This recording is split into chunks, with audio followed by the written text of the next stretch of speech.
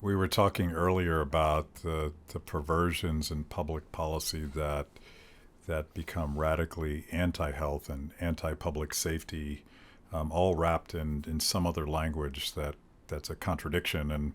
And I've been banging on the anti-human nature of lockdowns and all of these social problems and individual health problems that have emerged because of treating people like lab rats.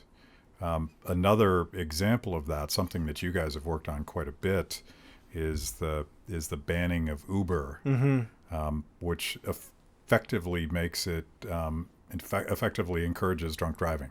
Yeah, and that's not just an opinion anymore. We see it time and time again in all different cities and different countries, different cultures.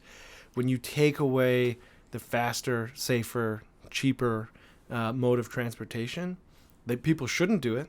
But they leave the bar, they can't get a taxi, and they think, oh, I'll roll the dice.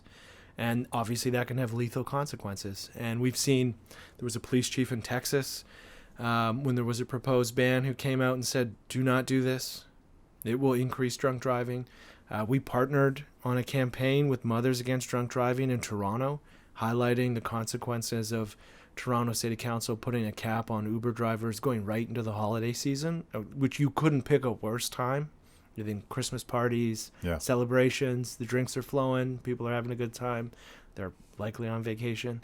Road conditions are worse, especially where I live. Just a very toxic recipe for disaster. And yeah, we've been pretty vocal on that not only should consumers have access to it because they want it, right? That's, in my view, justification enough. Yeah.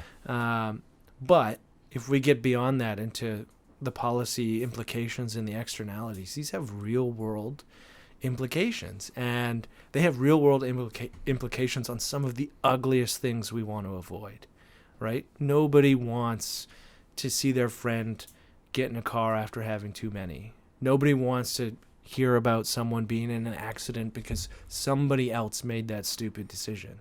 And yet we want to create an environment where it's more likely for people to make those decisions.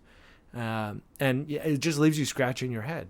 And in some sense, I think a lot of policymakers will have the horse blinders on, where it's like externalities be damned. I'm just focused on, we're going to fix this. Yeah. And I'm not going to listen to the opposition. I'm not going to listen to anything else that could happen as a result. And then you get some really unfortunate consequences.